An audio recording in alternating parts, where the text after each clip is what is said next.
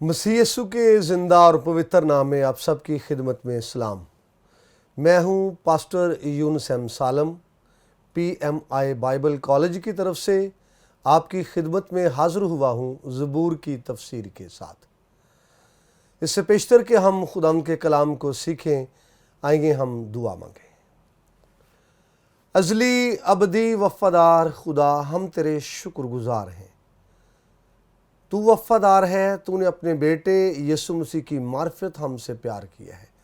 तेरा शुक्र करते हैं इस बड़े फजल के लिए और PMI बाइबल कॉलेज के लिए, इस चैनल के लिए तेरा शुक्र करते हैं जिसकी वसातत से तेरे कलाम को हम कन्वे कर सकते हैं, ट्रांसफ़र कर सकते हैं और तेरे लोग जो तेरे कलाम के भूखे और प्यासे हैं सीख कर शेर और आसूदा हो सकते हैं। मैं तेरा शुक्र करता हूँ, हमारी बड़ी मदद फरमा, यीशु मसीह के नाम से मांगते हैं, आमीन। जी, इससे पेशतर के हम ज़बूर तलावत करें और उस पर बात करें। ज़बूर के तारफ़ के हवाले से आप सुन चुके हैं और आज जो मैं थोड़ी बात करना चाहता हूँ वो है ज़बूर और गुलकाराने पाकिस्तान। तो ज़बूर जो है इनको पाकिस्तान के माया नाज जो लोग हैं उन्होंने गाया है और ये हमारे पास मौजूद हैं, आप सुन सकते हैं नामवर गुलकारों की आवाज़ों में, जिनमें खुदावंद के खादिम पास्टर अर्नेस्ट मल साहब ने क्लासिकल ज़बूर के नाम से बड़ी खूबसूरत जो है एक कैसेट रिकॉर्ड की और वो आप सुन सकते हैं। इसके अलावा नामवर गुलकार जनाब मेहदी हसन साहिब और ग़ुलाम अली साहिब और ग़ुलाम अब्बास साहिब और अनवर रफ़ी और हामिद अली और तारिक खान साहब जो तबला नवाज़ हैं, उन्होंने भी कुछ ज़बूर गाए हैं। अलावा अज़ीम जो लेडीज़ गुलकारा हैं उन्होंने भी ज़बूर गाकर खुदावंद की हम्दो सना की है, जिनमें नाहिद अख्तर साहिबा हैं और महनाज और तरन्नम नाज साहिबा हैं।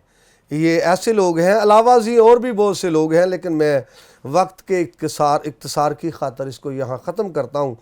तो जिन्होंने ज़बूर गाए हैं और खुदावंद की हम्दो सना की है। हम भी जब इबादत करते हैं चर्चेस के अंदर तो हम्दो सना के लिए, खुदावंद को मुबारक कहने के लिए, प्रस्तुश के लिए ज़बूरों का इस्तेमाल करते हैं। तो ये बड़ा नादर मौका है, सुनहरी मौका है कि हम खुदावंद के कलाम को जो ज़बूर की किताब में है या ज़बूर की सूरत में है हम सीख सकते हैं और जो है उससे बरकत पा सकते हैं। मैं आपके सामने आज ज़बूर नंबर 1 है उसको तलावत करना चाहता हूँ और उसके तलक से हम बातचीत करेंगे। खुदावंद के ज़िंदा और पवित्र कलाम में से ज़बूर नंबर 1 पहली आयत से आखिरी आयत तक हम तलावत करेंगे। मुबारक है वो आदमी जो शरीरों की सलाह पर नहीं चलता और ख़ताकारों की राह में खड़ा नहीं होता और ठट्ठा बाजों की मजलिस में नहीं बैठता, बल्कि खुदावंद की शरीयत में उसकी खुशनुदी है और उसी की शरीयत पर दिन रात उसका ध्यान रहता है। वो उस दरख्त की मानिंद होगा जो पानी की नदियों के पास लगाया गया है, जो अपने वक्त पर फलता है और जिसका पत्ता भी नहीं मुरझाता। सो जो कुछ वो करे बारवर होगा। शरीर ऐसे नहीं बल्कि वो भूसे की मानिंद है जिसे हवा उड़ा ले जाती है। इसलिए शरीर अदालत में कायम ना रहेंगे, ना खताकार सादिकों की जमात में, क्योंकि खुदावंद सादिकों की राह जानता है पर शरीरों की राह नाबूद हो जाएगी। खुदावंद के पाक कलाम के सब से आज हमें बड़ी बरकत मिले, आमीन। तो आज हमने खुदावंद के फजल से, खुदावंद की मोहब्बत से ज़बूर की जो किताब है उसका आगाज़ किया है और ज़बूर नंबर 1 آپ نے سیکھا ہے جو پچھلی ایپیسوڈ دیکھی ہے، پچھلی جو ایپیسوڈ آپ نے دیکھی ہے، ہم نے سیکھا تھا کہ زبور کی جو کتاب ہے اس میں 5 کتابیں ہیں اور 150 زبور کو 5 کتابوں میں تقسیم کیا گیا ہے۔ اور آج ہم نہ صرف پہلے زبور کو شروع کر رہے ہیں بلکہ زبور کی جو پہلی کتاب ہے ہم اس کو بھی شروع کر رہے ہیں، اور زبور کی جو پہلی کتاب ہے اس کا یہ پہلا زبور ہم نے تلاوت کیا ہے۔ تو اس کے حوالے سے بات کرنا چاہتا ہوں۔ یہ زبور ہمارے سامنے زبور نمبر 1 اور یہ زبور نمبر 2 جو ہمارے ہاتھوں میں ہے، آپ دیکھیں گے ان کے سرنامے پر کچھ بھی نہیں لکھا ہوا۔ باقی زبور آپ کے سامنے آئیں گے، سرنامے پر یا تو سر لکھی ہوگی، راگ لکھی ہوگی، میر مغنی کے حوالے سے لکھا ہوگا، یا کوئی اس کا مضمون لکھا ہوگا، یا لکھا ہوگا مقتام یا مشکیل، یا لکھا ہوگا مزمور، یا کوئی اور سر یا راگ لکھی ہوگی، موسیقی کی کوئی بھی اصطلاح لکھی ہوگی، لیکن یہ ایسے زبور ہیں جن پر کچھ بھی نہیں لکھا ہوا۔ تو اس کے حوالے سے کچھ علماء کا یہ کہنا ہے کہ یہ زبور جو ہیں دیباچے کے طور پر جو ہے پیش کیے گئے ہیں۔ زبور کی جو کتاب ہے اس کے دیباچے کے طور پر یہ دونوں زبور پیش کیے گئے ہیں، اس لیے اس کے شروع میں کچھ نہیں لکھا ہوا۔ یہ ایک خیال ہے۔ دوسرا خیال اس کے بارے میں یہ ہے کہ بعض ایسے زبور ہیں جن کے اوپر کچھ بھی نہیں لکھا ہوا، کسی مصنف کا نام نہیں ہے، کسی شخص کا نام نہیں ہے، اور ان کو گمنام زبور وہ کہتے ہیں۔ اور تیسری بات جو میں کرنا چاہتا ہوں وہ یہ ہے، پہلے زبور سے لے کر 41 زبور تک مقدس داؤد نے لکھے ہیں، لیکن چونکہ یہ کہا جاتا ہے یہ 2 زبور دباچے کے طور پر ہیں، اس لیے یہاں سرنامے میں کچھ نہیں لکھا ہوا۔ جو ایپیسوڈ پہلے آپ سن چکے ہیں، دیکھ چکے ہیں، وہاں پر میں نے بیان کیا تھا کہ یہودیوں کی کتاب ہے مدراش، اس میں لکھا ہوا ہے کہ یہ جو زبور نمبر 1 ہے اس کے شروع میں اس کے دباچے میں لکھا ہوا ہے کہ جس طرح موسیٰ نے 5 کتابیں، توریت کی 5 کتابیں بنی اسرائیل کو دی ہے، اسی طرح سے مقدس داؤد نے زبور کی 5 کتابیں بنی اسرائیل کو دی ہیں۔ تو یہ زبور نمبر پہلے کے دیباچے پہ لکھا ہوا ہے۔ جی، جو زبور ہم نے تلاوت کیا ہے، اگر ہم اس کو ٹائٹل دینا چاہیں، اگر ہم اس کو ہیڈنگ دینا چاہیں، عنوان دینا چاہیں، اس کو خطاب دینا چاہیں، تو اس کی سٹڈی کے سامنے رکھتے ہوئے اس کو ہم مختلف ٹائٹل دے سکتے ہیں، اور کچھ لوگوں نے یا کچھ تراجم نے اس کو مختلف ٹائٹل دیے ہیں۔ جی، جب ہم 1930 کا ترجمہ جو پروٹسٹنٹ ترجمہ کہلاتا ہے اس کو دیکھتے ہیں تو اس میں اس کی جو ہیڈنگ دی گئی ہے، کمپیوٹرائز ترجمہ جو لیٹسٹ ترجمہ ہمارے ہاتھوں میں ہے، اس میں اس کی جو ہیڈنگ ہے وہ ہے حقیقی مبارک حالی۔ اور پھر 1958 کا جو ترجمہ ہے سینٹ پال بائبل سوسائٹی کی طرف سے 1958 کا ترجمہ ہے، اس میں اس زبور کی ہیڈنگ ہے حقیقی خوشحالی۔ تو ولیم مکڈونل جو صاحب ہیں اپنی تفسیر میں انہوں نے اس زبور کا جو ٹائٹل دیا ہے وہ ہے اچھی زندگی۔ زبور کو جب ہم سٹڈی کرتے ہیں تو یہاں پر راست بازوں کی بات ہے زبور کے اندر، اور شریروں کی بات ہے۔ راست باز کے کاموں کی بات ہے، شریر کے کاموں کی بات ہے۔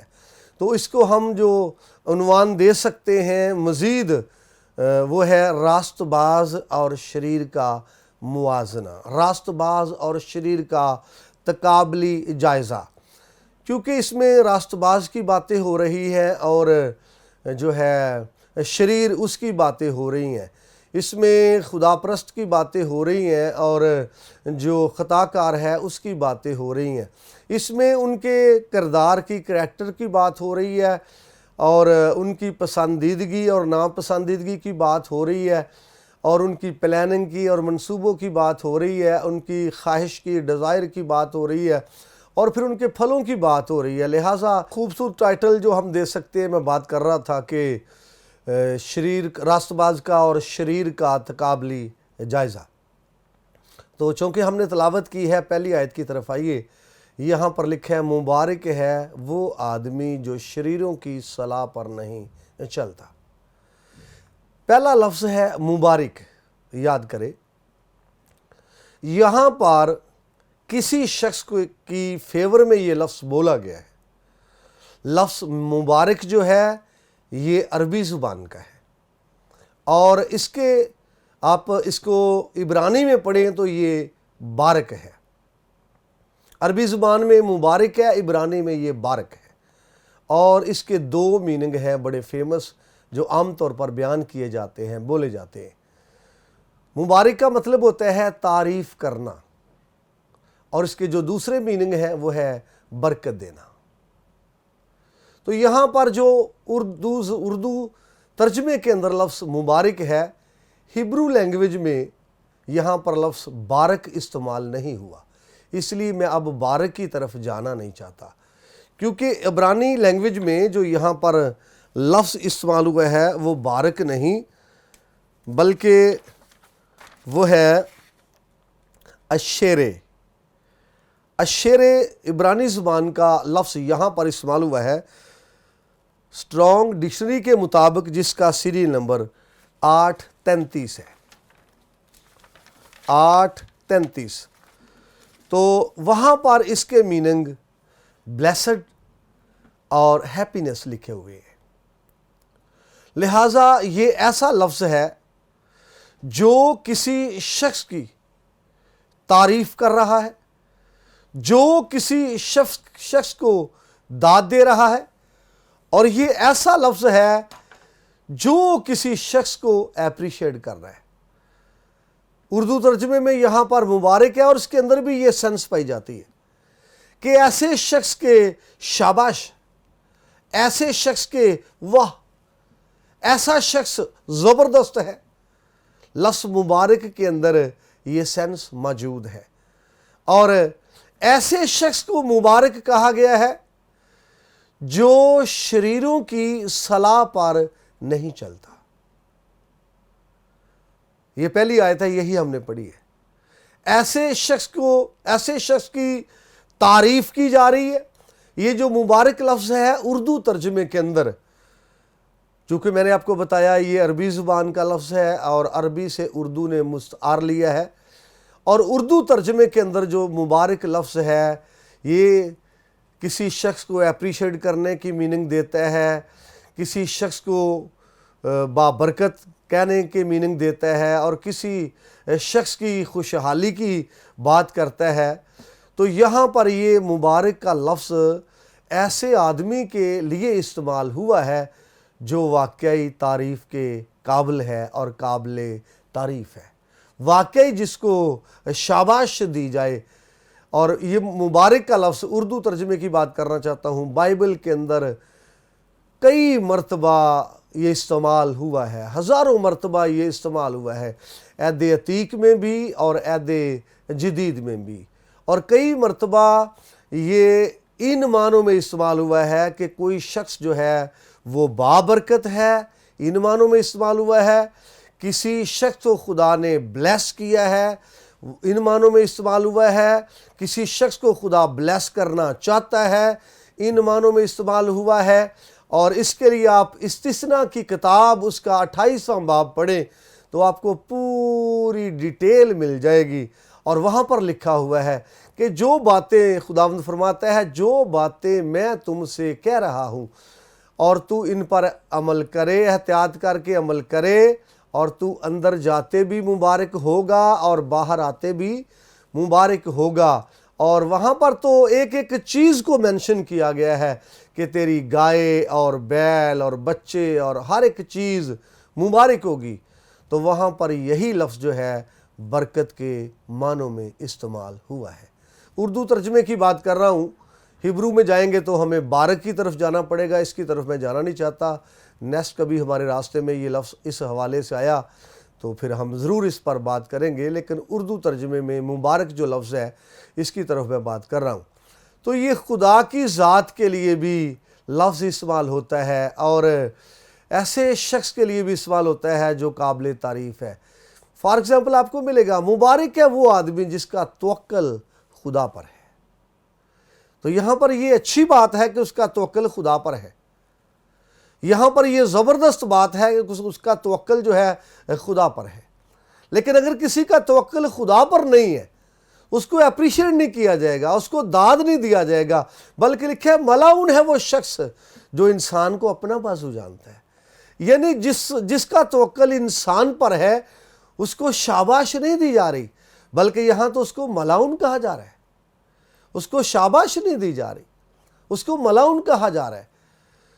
وہ اگر خدا پر توکل ہے تو شاباش دی جائے گی، اگر خدا پر توکل ہے تو آپ کو اپریشیٹ کیا جائے گا۔ اس لیے یہ لفظ اپنے اندر یہ سینس بھی رکھتا ہے کہ کوئی شخص قابل تعریف ہے اور کوئی شخص جو ہے وہ عزت کے لائق ہے اور کوئی شخص شاباش کے لائق ہے، تب یہ بولا جاتا ہے۔ اور کسی شخص کو بابرکت کہا جائے تب یہ بولا جاتا ہے۔ اور آپ کو یاد ہوگا یہ مبارک کا لفظ بڑا خوبصورت لفظ ہے اور مختلف جگہوں پر مختلف طریقوں سے استعمال کیا گیا ہے، برکت کے معنوں میں اور تعریف کے معنوں میں۔ تو یہاں پر اس آدمی کی تعریف کی جا رہی ہے۔ تعریف کس کی جا رہی ہے؟ میں نے کہا مبارک ہے وہ آدمی جو شریروں کی صلاح پر نہیں چلتا۔ اور میں آپ کو بتانا چاہتا ہوں عبرانی زبان میں ایک لفظ عیش بڑا فیمس لفظ ہے، اس کا ترجمہ آدمی یا انسان یا خاوند بھی کیا جاتا ہے اور نر بھی اس کا ترجمہ کیا گیا ہے، عیش۔ تو عیش کے ساتھ شروع میں حرف تخصیص لگا ہے، آرٹیکل لگا ہے ہاں، تو وہاں پر لکھے ہا عیش۔ مبارک ہے وہ آدمی، یہاں آدمی کے لیے ہا عیش لکھا ہے۔ ہا جو ہے حرف تخصیص ہے عبرانی لینگویج کے اندر، اور جو جس کو ہم آرٹیکل کہتے ہیں یہ وہ ہے۔ تو یہاں پر جب ہا اس کے ساتھ آ گیا تو یہ عام آدمی نہیں بلکہ خاص آدمی ہے، یعنی جو آدمی شریروں کی صلاح پر نہیں چلتا، یہاں پر اس کو نمبر ایک تو مبارک کہا گیا ہے، نمبر دو ہیبرو لینگویج میں آپ بائبل پڑھیں تو وہاں پر عیش کی بجائے ہا عیش لکھا ہے۔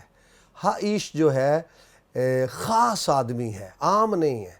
تو جو شریروں کی صلاح پر نہیں چلتا اس کو کہا گیا یہاں پر ہا عیش، دیٹ مین خاص آدمی، خاص آدمی ہے۔ دوسری بات وہ مبارک ہے، اس کو شاباش دی گئی ہے، بابرکت آدمی ہے۔ اور یہاں پر ہے کہ وہ شریروں کی صلاح پر نہیں چلتا۔ جی، شریروں کی اصلاح کی جب ہم بات کرتے ہیں تو نمبر ایک تو صلاح جو ہے یہاں پر یہ منصوبہ ہے، جو صلاح ہے یہ منصوبہ ہے، جو صلاح ہے یہ پلاننگ ہے، یہ کوئی پروگرام ہے ان کا اور پروجیکٹ ہے ان کا۔ تو وہ کہتے ہیں جو شریروں کی صلاح پر نہیں چلتا۔ اردو زبان میں، اردو ترجمے میں جو لفظ شریر استعمال ہوا ہے اور یہ شر سے ہے، شر سے ہی شرارت ہے اور شر ہی سے شریر ہے۔ شرارت کرنے والا، شرارت کا بانی اور شرارت کا موجد، شرارت پیدا کرنے والا شخص جو ہے اس کو شریر کہتے ہیں۔ شرارت ایجاد کرنے والے شخص کو شریر کہتے ہیں۔ شرارت کا بانی، شرارت کا موجد، اس کو شریر کہتے ہیں۔ یہ شر اور شریر اور شرارت ان کی روٹ ایک ہی ہے، یہ ایک دوسرے سے مشتق ہے۔ اور عبرانی زبان میں جو لفظ شریر کے لیے، شریروں کے لیے استعمال ہوا ہے، لکھا ہے مبارک ہے جو شریروں کی صلاح پر نہیں چلتا۔ ہیبرو لینگویج کے اندر رشائیم لفظ استعمال ہوا ہے۔ رشائیم، رشا شریر ہے اور رشائیم شریروں، یہ جمع میں ہی آیا ہے۔ تو ایسے شخص کو مبارک کہا گیا ہے جو ان کی صلاح پر نہیں چلتا، ان کے پروگرام میں شامل نہیں ہوتا، ان کی ہاں کے ساتھ ہاں نہیں ملاتا۔ اور جب ہم شریروں کی بات کرتے ہیں، شریروں کی صلاح کی، تو شریروں کے منصوبے ٹھیک نہیں ہیں. میں آپ کے سامنے حوالہ آپ کے ساتھ پڑھنا چاہتا ہوں. یہ امثال کی کتاب اس کا 6 باب اور 14ویں آیت. امثال کی کتاب ہے, اس کا 6 باب ہے اور 14ویں آیت آپ کے سامنے پڑھنا چاہتا ہوں. یہ بات شریر کی ہو رہی ہے. اگر آپ سیاق و سباق پڑھیں تو آپ کو پتہ چلے گا یہ شریر کی بات ہو رہی ہے. آپ 12ویں آیت سے پڑھیں تو یہ 14ویں آیت میں ہے, اس کے دل میں کجی ہے, وہ برائی کے منصوبے باندھتا رہتا ہے. یہ شریر کی بات ہو رہی ہے, برائی کے منصوبے باندھتا رہتا ہے. ایک اور بات کرنا چاہتا ہوں, یہ بے شک ہے تو 18ویں آیت میں, لیکن سیاق و سباق کے لیے میں آپ کے ساتھ مل کر 16ویں آیت سے پڑھنا چاہتا ہوں. 6 چیزیں ہیں جن سے خداوند کو نفرت ہے, 7 ہیں جن سے اسے کراہیت ہے. اونچی آنکھیں, جھوٹی زبان, بے گناہ کا خون بہانے والے ہاتھ, برے منصوبے باندھنے والا دل. یاد کریں, شریروں کے منصوبے کیسے ہو سکتے ہیں؟ بھئی جو شخص ان میں شامل نہیں ہوتا اس کی مبارک حالی کی بات ہو رہی ہے.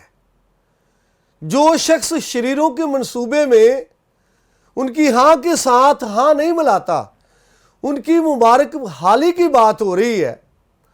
لیکن یہاں پر شریروں کے منصوبے کی بات, کہ شریروں کے جو منصوبے ہیں ان کی بات خدا کا کلام کر رہا ہے کہ ان پر افسوس ہے جو برے منصوبے باندھتے ہیں, اور کلام کہتا ہے خدا کو ان سے نفرت ہے اور خدا کو ان سے کراہیت ہے جو برے منصوبے باندھنے والا دل ہے.